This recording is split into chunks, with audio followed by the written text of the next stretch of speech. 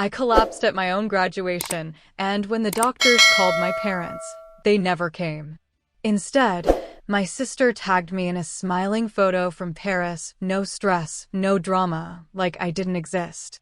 I lay there hooked to machines, too weak to even speak, and still, I said nothing.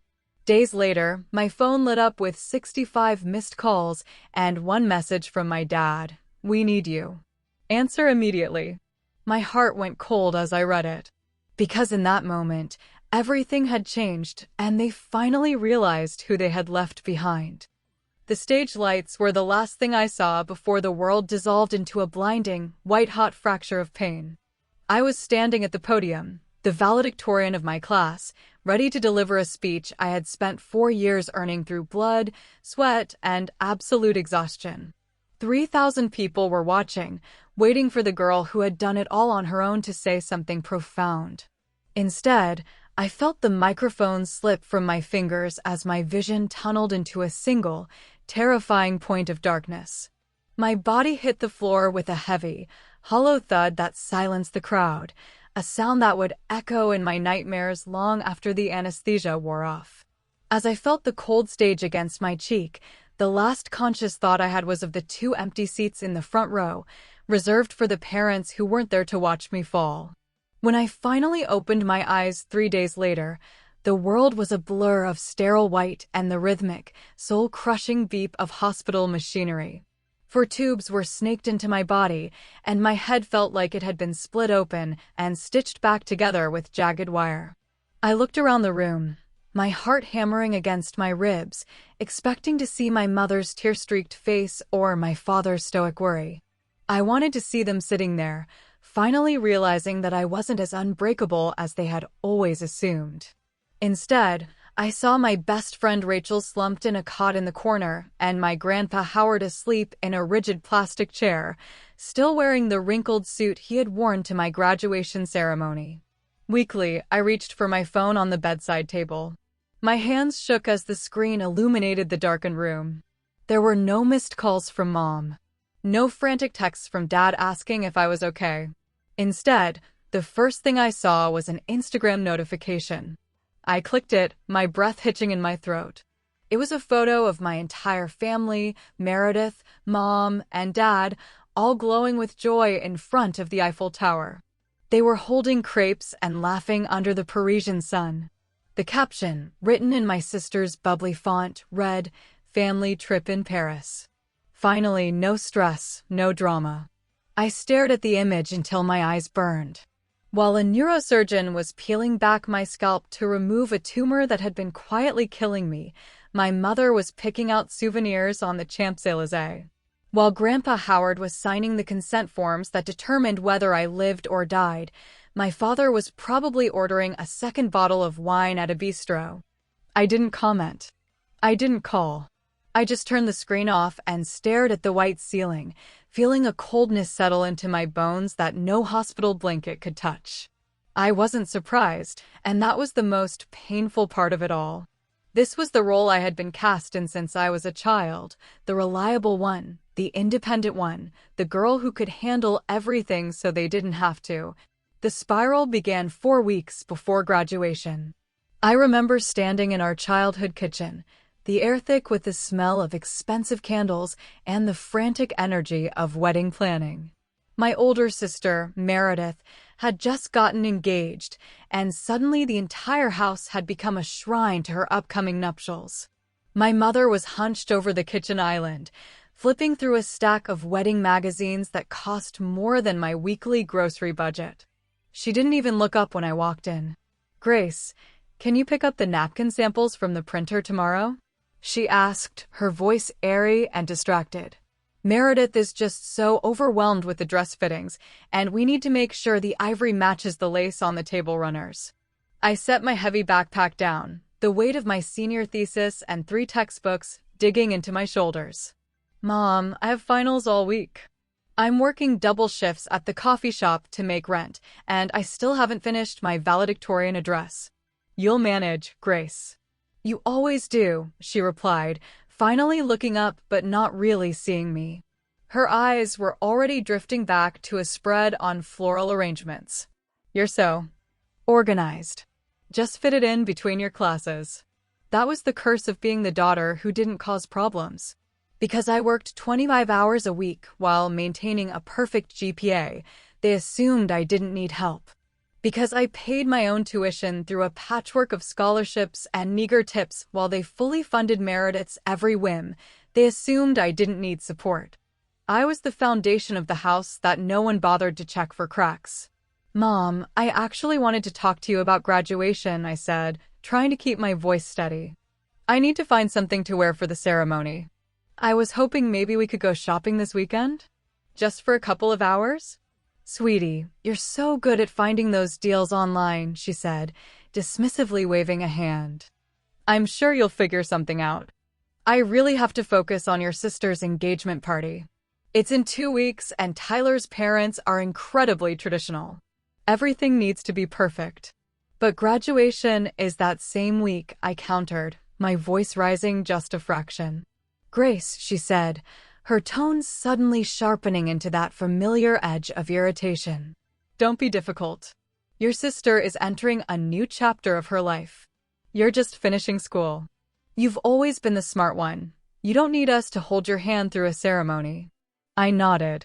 I always nodded. I retreated to my room and began folding laundry, the familiar ache behind my eyes beginning to throb. It had been there for weeks, a dull pressure I dismissed as the price of ambition. Through the thin walls, I heard my mother on the phone with her friend Linda. Oh, the graduation? Yes, Grace is valedictorian. Can you believe it? She laughed, but the sound lacked any real pride. But honestly, the timing is terrible. Meredith's engagement party is that same week, and obviously, that takes priority. Grace understands. She's always been so independent. Independent. It was the word they used when they meant I was forgettable. It was the polite way of saying they didn't have to worry about me, so they didn't have to care about me. That night, I called the only person who ever saw through the mask. Grandpa Howard picked up on the second ring, his voice warm and gravelly. Gracie, I was just thinking about you. How's the speech coming? How are my favorite students' finals going? Something in my chest loosened at the sound of his voice. For 20 minutes, I didn't have to be the girl who handled everything. I talked about my thesis, my fears of public speaking, and the way the room sometimes tilted when I stood up too fast. Grace, he said, his voice turning serious. Do you have your dress yet? Do you need anything for the big day? I'm fine, Grandpa. Really, I lied, my throat tightening. He was quiet for a moment. It was the kind of silence that told me he knew exactly what was happening in that house. Your grandmother would be so proud of you, he finally whispered. She always said you had her spirit. I'll be there, Grace. Front row. I wouldn't miss it for the world. I didn't know then that he would be the only one there. I didn't know that my father had lied to me for years, telling me Grandpa couldn't afford to help with my tuition, while secretly funneling that money into Meredith's lifestyle. I just knew that for one person in the world, I wasn't invisible. As the days crawled toward graduation, the pressure in my head became a constant, screaming companion. I was running on 4 hours of sleep and pure spite. I refused to ask my parents for a single cent, knowing they would only use it as ammunition later. But the room was starting to tilt more often. The nosebleeds started heavy, terrifying bursts of red that I wiped away in the coffee shop bathroom before returning to serve lattes with a plastic smile. I told myself it was stress. I told myself that once I walked across that stage, the weight would lift. I didn't realize that the weight wasn't just my workload. It was a physical mass pressing against my brain and the family I was trying so hard to impress was already packing their bags for a city 3,000 miles away. The hospital room was suffocatingly quiet, the only sound the rhythmic hiss of the oxygen and the frantic beating of my own heart. I looked at the Instagram post one more time, the pixels blurring as my vision swam. Family trip in Paris. Finally, no stress, no drama. The words felt like a physical blow to my chest, harder to bear than the surgical staples currently holding my skull together. I was the drama. I was the stress. My near-death experience was apparently an inconvenience they were relieved to escape. Grace, Rachel's voice was a soft anchor in the room. She was at my bedside in seconds, her eyes red-rimmed and brimming with tears. "Oh my God, Grace. You're back." I tried to swallow, but my throat felt like I had been gargling glass. "What happened?" I managed to croak out. Rachel and Grandpa Howard exchanged a heavy look, the kind of silent communication that usually happens over a grave. It was Grandpa who leaned in, his weathered face crumbling with a relief so profound it made my eyes sting. "My girl," he whispered, his hand trembling as he took mine. "My brave, brave girl." "You had a brain tumor, Grace," Rachel said, her voice clinical but shaking. "It was pressing on your frontal lobe. That's why you collapsed. They had to operate immediately to save your life. You've been unconscious for 3 days." 3 days. I looked at my phone again.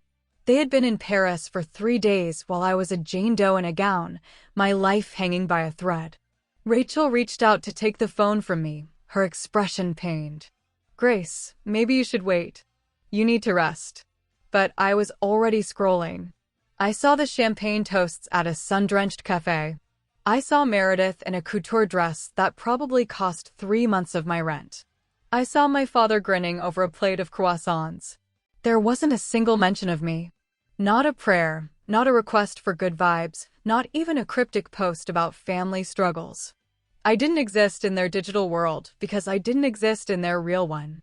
"They know," Grandpa said quietly, his jaw tightening so hard I thought it might crack. "I called them, Grace. I told your father exactly what was happening before they even boarded that plane. They knew I was in surgery, and they still chose the Eiffel Tower." I closed the app, the screen going dark. I didn't cry. I didn't have the energy left for the performance of grief. I just felt hollow, like the tumor hadn't been the only thing removed from my body. Over the next few days, the physical healing began. The doctors were optimistic. The tumor was benign, caught just in the nick of time. But the emotional infection was spreading. I didn't post. I didn't comment. I didn't send a single text. I just sat in that bed, watching the 4 drip, while Grandpa and Rachel took turns guarding my door. "You need to eat," Grandpa urged one evening, pushing a container of homemade soup toward me. "I'm not hungry," I told him, staring out the window at the hospital parking lot. "Grace Eleanor Donovan," he said, using the full name that always commanded attention. "You will eat this soup, or I will spoon-feed you myself like you're 5 years old again." I almost smiled. It was the first spark of warmth I'd felt in years. But the warmth was short-lived. That night, the silence of the room was shattered by my phone vibrating against the nightstand. It didn't stop. 1 missed call. 5. 20. By the time I picked it up, there were 65 missed calls from my father. The texts followed like a rapid-fire assault. "Call me back. Important. Answer your phone. We need to talk now." Not one asked if I could walk. Not one asked if I was in pain. Just, "We need you. Answer immediately." I showed the screen to Grandpa when he woke. His face went dark, a cold, hard anger settling into his features. "They know," he said, his voice heavy with a secret I wasn't prepared for. "Know what, Grandpa? Why are they suddenly desperate to talk to me?" "It's not because they're worried about your health, Grace," he said, pulling his chair closer. "It's because I told your father about the gift. Your grandmother's gift. And they just realized exactly what they stand to lose." I felt a chill run down my spine. "What gift?" Grandpa took a deep breath. 22 years ago, when you were born, Eleanor and I made a decision. We opened an education savings account in your name. But it wasn't just for tuition. We called it your Freedom Fund. It was meant to be seed money for your life, enough to buy a house, start a business, or walk away from anyone trying to hold you down. My head spun. "But Dad told me you couldn't help with my school. He said you only had enough to help Meredith." Grandpa's voice turned bitter. "I gave your father 2 checks 4 years ago, Grace. One for you, one for your sister. Identical amounts. He told me he'd handle the distributions. The realization hit me like a physical weight. The kitchen renovation, Mom's designer bags, the constant vacations. They had stolen my education to fund their lifestyle, forced me to work 3 jobs to pay for what had already been provided, and then called me independent as a way to mask their theft. And the Freedom Fund? I whispered. They didn't know about it until the day of your surgery, Grandpa said. I was so furious when your father told me they were boarding that plane anyway that I let it slip. I told him that if he didn't turn around, I would make sure you received every penny of that inheritance directly, bypassing him as the executor. That's why they're calling, Grace. They're afraid the well is running dry. The next afternoon, the peace of the recovery ward was shattered. I heard them before I saw them, the sharp, impatient click of my mother's heels echoing down the hallway. The door burst open, and Mom swept in, her face arranged in a mask of perfect, rehearsed maternal concern. Grace, baby, we came as fast as we could.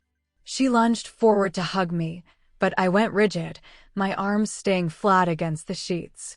As fast as you could? I repeated, my voice flat. It's been 5 days, Mom. I saw the photos from the Louvre yesterday. Mom's face flickered, the mask slipping for just a second. We were trying to make the best of a difficult situation, she stammered. Dad entered behind her, unable to look me in the eye, followed by Meredith, who was actually carrying shopping bags from a Parisian boutique into my hospital room. Hey, Grace, she said, not even approaching the bed. You look better than I expected. I looked at the bags, then at my sister. I had brain surgery, Meredith. I know, that's so crazy, right? She said, setting her bags down on the guest chair as if this were a casual coffee date. Anyway, we cut the trip short, so you're welcome. The room went icy. Rachel, standing in the corner, looked like she was ready to go to war. Before Mom could start her scripted apology, Grandpa Howard walked in. The temperature dropped another 10 degrees. I see you finally found time in your busy schedule, Grandpa said, his voice like a winter wind. Dad tried to step forward. Dad, let's be rational about this. Rational? Grandpa barked. Your daughter collapsed on stage. The hospital called you 47 times. I talked to you at the gate, Douglas. You chose to board that plane. Howard, this is a family matter, Mom snapped, her composure finally cracking. Grace's family, Grandpa shouted, his voice rising for the first time. And for 22 years, you've treated her like a ghost. Tell me, Douglas, when is her birthday? Dad blinked, stammering. March? No, July? October 15th, I said quietly. It's October 15th, Dad. The silence that followed was deafening. It was the sound of 22 years of neglect finally being named. My mother turned to me, her eyes wet not with guilt, but with a strange, ancient resentment. You want to know why I've kept my distance, Grace? She spat. Because every time I look at you, I see her. Eleanor, your grandmother. The woman who made me feel like dirt for 30 years. You have her eyes, her chin, her soul. I couldn't love you because I couldn't stop seeing the woman who hated me. I stared at her, finally seeing the truth. I wasn't being punished for who I was. I was being punished for a woman I had never even met. Mom, I said, my voice steady despite the trembling in my heart. I'm not Grandma Eleanor. And I'm done paying for her ghost. I'm taking my inheritance, and for the first time in my life, I'm going to be the one who doesn't look back. I watched my mother's face as she whispered those 2 words, I'm sorry, and for the first time, I saw the woman behind the mask. A person so haunted by the ghost of a mother-in-law she couldn't please that she had spent 22 years punishing her own child for having the same chin and the same eyes. I knew she was wrong, but I also knew I couldn't fix her. You have to get help, Mom, I said firmly. You need to talk to a therapist and work through what Eleanor made you feel so you stop projecting it onto me. She nodded, wiped her eyes, and left the room without another word. Then it was just my father. He sat heavily beside my bed, finally looking at me, really looking at me, and admitted he had used my strength as an excuse for his own cowardice. I can't undo 22 years, he said, his voice thick with remorse. But can I try to do better? I studied him, feeling the weight of the years between us. Call me next week, I told him. Ask me how I'm doing and actually listen to the answer. He squeezed my hand and followed my mother out, leaving me with the two people who had actually earned the right to be there, Grandpa and Rachel. 2 weeks later, I walked out of that hospital with a clean bill of health and a second chance at life. I didn't go back to the house that had made me feel invisible. Using a small portion of the Freedom Fund Grandma Eleanor had left for me, I rented a tiny apartment near the school where I'd start teaching in the fall. It was just a one-bedroom with a view of a parking lot, but every inch of it was mine. The fallout was swift. Meredith, true to form, blocked me on everything, posting a status about people who don't appreciate family. But the universe has a way of balancing the scales. Tyler, her fiancé, heard the truth of what happened from the hospital grapevine. He realized he didn't want to marry into a family that abandons their own in a neurosurgery ward. He called off the engagement, and soon the photos of the Parisian party were scrubbed from the internet. My mother blamed me for Meredith's devastation, but I simply told her, I'm not happy about her pain, but I'm not responsible for it either. Dad kept his word. He called the following Tuesday and every Tuesday after that. It started with small questions, what I had for dinner, how my day was, but they were questions he had never thought to ask before. It was awkward and stilted, but it was a beginning. By the time the school year started, I was standing in my own classroom, arranging desks for my 8th grade English students. I hung a bulletin board that read, "Every voice matters," and I meant it. When one of my students, a quiet boy named Marcus, asked if I ever felt like no one saw me, I was able to look him in the eye and tell him the truth. I told him I found people who did see me, and eventually I learned to see myself. My real family isn't a matter of blood, it's a matter of who shows up. It's Grandpa Howard bringing me a letter Grandma Eleanor wrote to her future granddaughter 25 years ago. It's Rachel eating chips in my classroom while we hang posters. It's the Tuesday phone calls from a father trying to learn who his daughter actually is. I used to think I had to set myself on fire to keep them warm, but I finally realized I don't need their approval to be whole. I am Grace Donovan.